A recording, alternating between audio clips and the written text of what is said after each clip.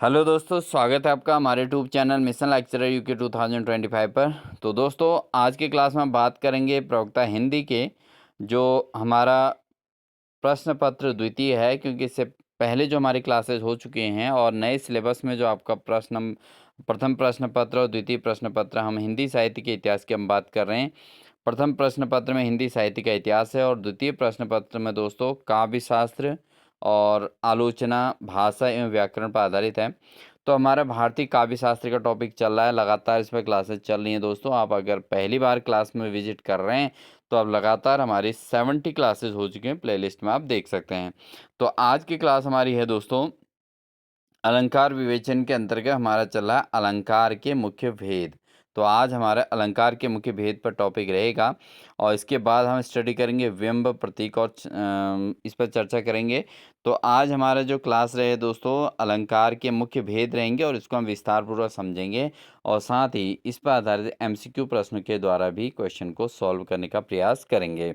ठीक है दोस्तों, तो आपकी प्रिपरेशन में पूरी हेल्प की जाएगी, तो इसके लिए आप लगातार क्लास में बने रहें और चैनल पर नए हैं तो चैनल को सब्सक्राइब कर लें, साथ ही बेल आइकन दबाकर ऑल नोटिफिकेशन ऑन कर लें, क्योंकि हमारे चैनल पर लगातार आपको क्लासेस देखने को मिलेंगी।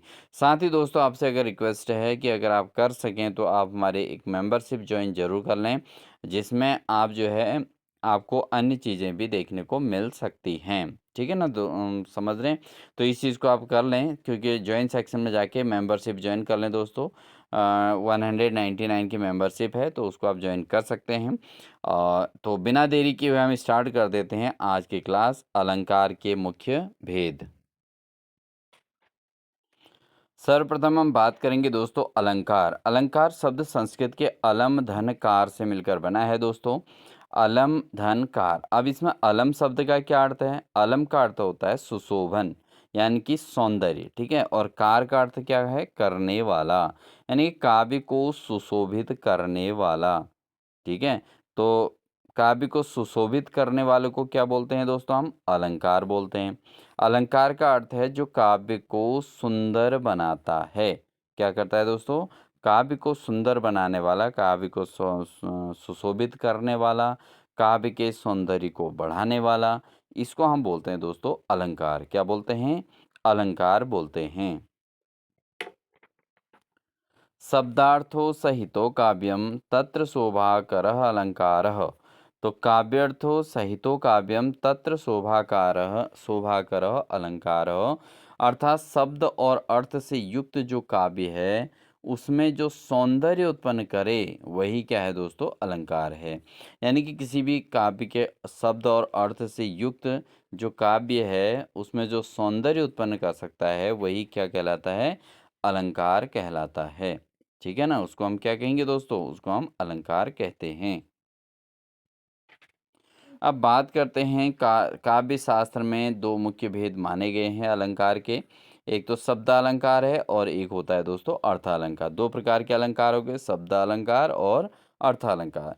हालांकि इससे पहली क्लास में भी हमने अलंकार की बात की थी दोस्तों, लेकिन वो जो अलंकार को हमने नॉर्मली पढ़ा था, आज हम पूरे अलंकारों को पूरा अच्छे तरीके से समझेंगे, यानी कि किस अलंकार की पहचान कैसे होती है और उसको उदाहरण भी समझेंगे और उसके बाद फिर एमसीक्यू के माध्यम से उनको कंप्लीट आज की क्लास में हमारा अलंकार कंप्लीट हो जाएगा दोस्तों। ठीक है,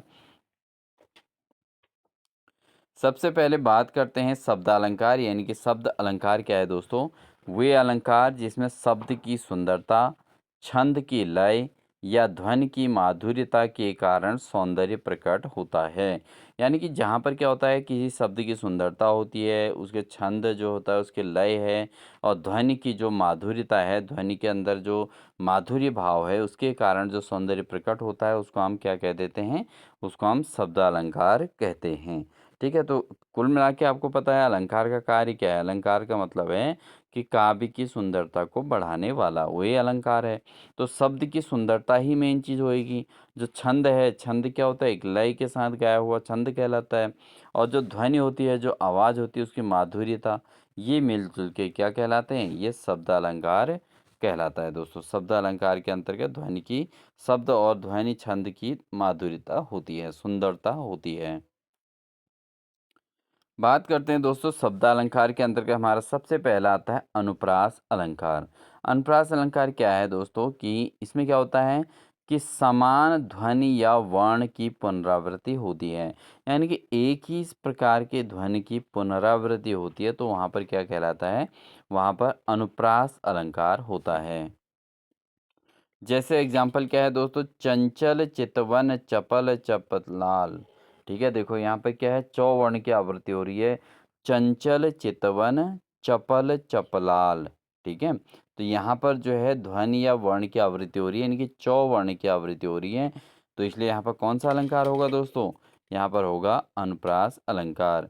यानी कि व्यंजन वर्णों की या वर्ण की जो आवृत्ति बार बार होती है तो वहाँ पर अनुप्रास अलंकार होता है।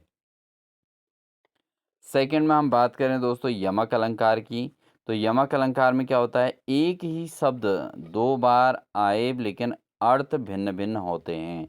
यानी कि जिस अलंकार में एक ही शब्द दो बार आता है और उसके अर्थ अलग अलग प्राप्त होते हैं तो ऐसे अलंकार को हम यमक अलंकार कहते हैं। यानी कि एक ही शब्द के दो बार आता है और उसके अर्थ अलग अलग भिन्न भिन्न अर्थ प्राप्त होते हैं तो ऐसे अलंकार को हम यमक अलंकार कहते हैं। जैसे दोस्तों राम रामेति रामेति। राम रामेति रामेति में क्या है कि जब जब शब्द दो बार आ रहा है रामेति रामेति और यहाँ पर इन दोनों के अर्थ अलग अलग हैं तो इट मीन्स ये क्या है, ये अलंकार जो है यमक अलंकार कहलाता है। ठीक है, तो एक ही शब्द जो है दो बार आता है, दोनों बार उसका अर्थ क्या होता है, भिन्न भिन्न होता है तो उसको हम क्या कहेंगे, और यहाँ पर यमक अलंकार होगा। अगला है दोस्तों श्लेष अलंकार। श्लेष अलंकार में क्या होता है कि एक शब्द से एकाधिक अर्थ निकलते हैं, यानी कि एक शब्द एक ही है उसके अर्थ जो है अधिक निकलते हैं तो वहाँ पर क्या हो जाता है दोस्तों, श्लेष अलंकार होता है। ठीक है, तो वहाँ पर श्लेष अलंकार हो जाएगा। इसको आप नोट कर लीजिएगा, जहाँ पर श्लेष कब होता है, जब एक शब्द से एक से अधिक अर्थ प्राप्त हो रहे हों। अब जैसे इसका एग्जाम्पल समझेंगे दोस्तों, नागनाथ और नागनाथ में अंतर कठिन है। तो यहाँ पर देखिए एक ही शब्द के एक से अधिक अर्थ निकल रहे हैं तो उसमें जैसे नागनाथ और नागनाथ में अंतर कठिन है तो यहाँ पर कौन सा अलंकार हो जाएगा, यहाँ पर श्लेष अलंकार हो जाएगा। नेक्स्ट है दोस्तों पुनरुक्ति प्रकाश अलंकार। यानी कि जहाँ पर यहाँ पे क्या होता है, शब्दों की पुनरावृत्ति से। ठीक है, पुनरुक्ति प्रकाश का मतलब क्या है, जिसमें शब्दों की पुनरावृत्ति हो रही हो, ठीक है, और उससे सौंदर्य बढ़ रहा हो तो वहाँ पर पुनरुक्ति प्रकाश अलंकार कहलाता है। फॉर एग्जाम्पल दोस्तों यहाँ पे है चल चल रे भैया चल चल रे। तो यहाँ पे देख रहे हैं कि पुनरुक्ति हो रही है, यानी कि चल चल चल चल, चार बार चल यहाँ पर आ रहा है। तो चल चल रे भैया चल चल रे, तो यहाँ पर पुनरुक्ति प्रकाश अलंकार होता है। अगला है दोस्तों अनन्वय अलंकार। अनन्वय अलंकार कब होता है, देखें, जब एक शब्द का प्रयोग सबके लिए समान रूप से होता है। जब एक ही शब्द का प्रयोग सबके लिए समान रूप से होता है तो उसको हम क्या कह देते हैं दोस्तों, उसको हम कह देते हैं अनन्वय अलंकार। जैसे है सबका गुरु, वह सबका गुरु सबका हितैषी सबका सहायक। तो सबका गुरु भी है, सबका हितैषी है, सबका सहायक भी है। तो शब्द का प्रयोग सबके लिए समान रूप से हो रहा है तो यहाँ पर दोस्तों कौन सा हो जाएगा, अनन्वय अलंकार हो जाएगा। ठीक है, तो इस तरीके से हम शब्दालंकार को समझ सकते हैं। तो हमने शब्दालंकार पर चर्चा की थी दोस्तों, अनुप्रास, यमक, श्लेष, पुनरुक्ति प्रकाश अलंकार और अनन्वय अलंकार। तो ये पांच अलंकार आपके जो हैं शब्दालंकार के अंतर्गत आते हैं। इसके अलावा दोस्तों अर्धालंकार की बात करें कि अगर किसी भी वे अलंकार जिसमें क्या होता है, शब्द नहीं बल्कि अर्थ की शोभा से काव्य की सुंदरता बढ़ती है। यानी कि शब्द का वो नहीं है कि शब्द का जो अर्थ आता है उससे काव्य की शोभा बढ़ती है, उसकी सुंदरता बढ़ती है तो वहाँ पर हम अर्थालंकार कहते हैं। अर्थालंकार के अंतर्गत हमारा सबसे पहले आता है दोस्तों उपमा अलंकार। क्यों, कौन सा अलंकार, उपमा अलंकार। दो वस्तुओं में किसी एक समान गुण का वर्णन, जैसे समान, सदृश, सा, सम आदि शब्दों द्वारा तुलना की जाती है तो ऐसे अलंकार को हम उपमा अलंकार कहते हैं। यानी कि जिसमें दो वस्तुओं में से किसी एक समान गुण का वर्णन हो, जैसे समान है, समानता है, सदृश है या सा है, सम है, इन शब्दों द्वारा तुलना की जाती है तो वहाँ पर कौन सा अलंकार होता है? उपमा अलंकार होता है। इसको आप नोट कर लीजिएगा दोस्तों, ठीक है? इंपॉर्टेंट पॉइंट है। अगर एग्जाम्पल की बात करें दोस्तों, जैसे यह है, वह चाँद के समान सुंदर है। तो यहाँ पर क्या है? अर्थालंकार है, क्योंकि चाँद के समान सुंदर है। तो यहाँ पर शब्द का अर्थ से रिप्रेजेंट हो रहा है कि इसमें जो है वर्णन किया गया, गुणों का वर्णन किया गया। मतलब चाँद के समान उसकी सुंदरता है, उसके अंदर ऐसे गुण हैं जो चंद्रमा के समान हैं, ठीक है ना? तो यहाँ पर क्या हो रहा है? उस सुंदरता का जो अर्थ है दोस्तों, वो चाँद के साथ कंपेयर करने लायक लिया गया है। तो इसलिए जो है यहाँ पर अर्थालंकार ये हो गया, ठीक है? अगला अलंकार है दोस्तों रूपक अलंकार, जहाँ पर उपमान और उपमेय में पूर्ण अभेद होता है। यानी कि उपमान और उपमेय में क्या होता है? आपस में पूर्ण अभेद होता है। तो वहाँ पर हमारा कौन सा अलंकार होगा? वहाँ पर होगा रूपक अलंकार। कौन सा अलंकार होगा? रूपक अलंकार होगा। इसका एग्जाम्पल है दोस्तों, वह चाँद है। तो चाँद है तो मतलब रूपक अलंकार, उसके रूप का वर्णन किया गया है, ठीक है ना? तो रूप का वर्णन किया तो रूपक अलंकार हो गया, क्योंकि यहाँ उपमान और उपमेय में पूर्ण क्या हो जाता है? उपमान और उपमेय में पूर्ण अभेद होता है, ठीक है ना? तो यहाँ पे क्या हो जाएगा? जैसे वह चाँद है, तो इसमें कौन सा अलंकार हो गया? इसमें हो गया रूपक अलंकार। अगला अलंकार है दोस्तों उत्प्रेक्षा अलंकार। उत्प्रेक्षा अलंकार में क्या होता है? कल्पना या अनुमान द्वारा समानता यहाँ पर व्यक्त की जाती है। तो अगर कल्पना या अनुमान द्वारा समानता व्यक्त की जा रही है तो उसमें कौन सा अलंकार हो जाएगा? उत्प्रेक्षा अलंकार हो जाएगा। जैसे पर्वत चलने लगा हो, तो पर्वत कभी चल नहीं सकता है, ठीक है ना? लेकिन फिर भी ये मान ले कि पर्वत चलने लगा हो, तो यहाँ पर अनुमान लगा दिया गया है, ठीक है? अनुमान द्वारा तुलना की गई है। तो ये जो है कौन सा अलंकार हो गया? ये हो गया आपका उत्प्रेक्षा अलंकार। कौन सा अलंकार? उत्प्रेक्षा अलंकार हो जाता है। बढ़ते हैं दोस्तों अगले प्रश्न में। अगला हमारा है मानवीकरण अलंकार। अगला अलंकार कौन सा है? मानवीकरण अलंकार है। जड़ वस्तुओं को मानव गुण देना, यानी कि कोई भी वस्तु है उसको अगर मानवीय रूप में हम उसको व्यक्त करें, तो इट मीन्स वहाँ पर कौन सा अलंकार होगा? उसमें होगा मानवीकरण अलंकार। जैसे नदी गा रही है, पवन नाच रहा है।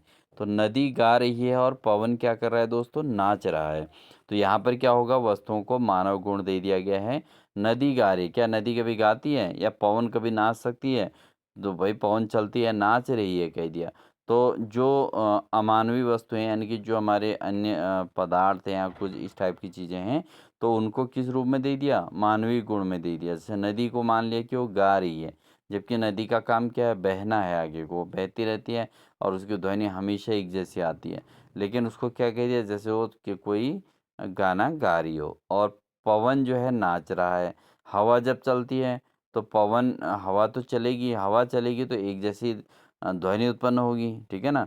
और वो आवाज़ करेगी, तो ऐसी स्थिति में मान रहा है कि जैसे वो खुद नाच रहा है, ठीक है? अगला है दोस्तों व्यतिरेक अलंकार, और जिसमें तुलना में एक की श्रेष्ठता को दिखाना व्यतिरेक अलंकार कहलाता है। अगर हम किसी दो चीज़ों की तुलना करें और उसमें से किसी एक को श्रेष्ठ दिखा दें, तो ऐसी स्थिति को क्या कहते हैं? व्यतिरेक अलंकार उसको कहते हैं। जैसे चाँद उससे कम सुंदर है।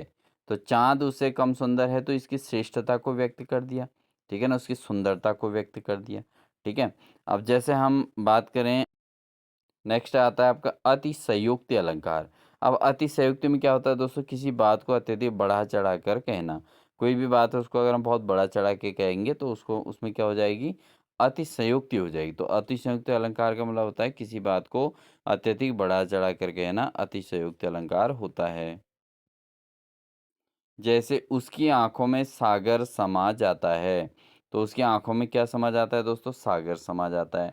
तो यहाँ पर कौन से अलंकार हो जाएगा? इसमें हो जाएगा अतिशयोक्ति अलंकार, कि उसकी आँखों में सागर समा जाता है।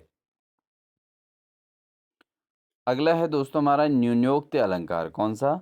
न्यूनोक्ति अलंकार। आप इनको अच्छे से पढ़ लें दोस्तों, क्योंकि प्रवक्ता का एग्ज़ाम है, सिलेबस आपका उतना ही है लेकिन पेपर 2 होने हैं, तो छोटी-छोटी चीज़ें, काफ़ी गहराई वाली चीज़ें भी आपको एग्ज़ाम में देखने को मिलेंगी। तो न्यूनोक्त अलंकार क्या है? किसी वस्तु का गुण कम बताकर अधिक प्रकट करना। यानी कि वस्तु के गुणों को कम बताना है और अधिक प्रकट करना है, तो ऐसी स्थिति को न्यूनोक्त अलंकार कहते हैं। मतलब आपने गुणों को बताया तो बहुत कम, लेकिन प्रकट क्या कर दिया? अधिक से अधिक बातें उसमें प्रकट हो गई। तो ऐसे में न्यूनोक्त अलंकार होता है दोस्तों।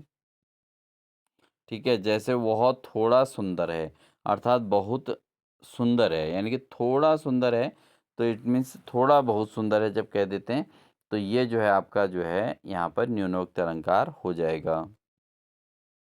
नेक्स्ट है दोस्तों संदेह अलंकार। संदेह में क्या होता है? कवि को संशय रहता है कि वस्तु कौन सी है। यानी कि दो वस्तुओं में जब कंपेयर होता है या उसके प्रति संशय बनी रहता है, तो वस्तु कौन सी है, किस प्रकार की है, तो ऐसी स्थिति में संदेह अलंकार है। यानी कि काव्य के अंतर्गत क्या होता है कि काव्य को इस प्रकार से प्रस्तुत कर दिया जाता है कि कवि इस तरीके से प्रस्तुत करता है कि जो श्रोता है उसके मन में जो है संदेह का भाव उत्पन्न होता है कि कौन वस्तु कौन-सी है करके, तो ये ऐसे में जो है संदेह अलंकार होता है। जैसे वह चाँद है या उसकी सखी। चाँद है या उसकी सखी है, ये क्लियर करना मुश्किल हो जाता है, तो इसमें कौन-सा अलंकार हो जाएगा दोस्तों? इसमें संशय अलंकार हो जाएगा, ठीक है? अब बात करेंगे दोस्तों अलंकार का क्या महत्व है हिंदी काव्य शास्त्र के अंतर्गत। तो काव्य शास्त्र में एक तो ये काव्य का श्रृंगार करती है, जो अलंकार होती है, अलंकार क्या करते हैं? काव्य का श्रृंगार करती है, ठीक है। तो काव्य के सौंदर्य को बढ़ाने वाले जो होते हैं वो अलंकार ही होते हैं, और काव्य में आनंद भरने वाले, रस भरने वाले भी जो है अलंकार के माध्यम से भी होता है, ठीक है ना। मतलब जो काव्य की शोभा बढ़ेगी वो किससे बढ़ेगी? वो अलंकारों से बढ़ेगी। दूसरा, कविता को रस, माधुर्य और प्रभाव प्रदान करता है अलंकार। क्या कर देता है? कविता में रस, माधुर्य और प्रभाव, ठीक है, ये प्रदान करता है। तीसरा है, पाठक को आनंद और आकर्षण का अनुभव कराता है। यानी कि जो पढ़ने वाला है उसको क्या लगेगा? उसको एक तो आनंद महसूस होगा और दूसरा उसमें आकर्षण का भाव उत्पन्न होगा, यानी कि वो आकर्षित होगा। तो ये अलंकार का महत्व है। तो ये 3 चीज़ें काव्य के अंतर्गत अलंकार के महत्व को रिप्रेजेंट करती हैं। एक तो ये काव्य का श्रृंगार करती हैं, दूसरा कविता को रस, माधुर्य और प्रभाव प्रदान करती हैं, तीसरा क्या है कि ये आनंद और आकर्षण का अनुभव कराता है। ठीक है? चलिए बढ़ते हैं इस टॉपिक के एमसीक्यू के माध्यम से भी क्वेश्चंस को कंफर्म करने का प्रयास करेंगे।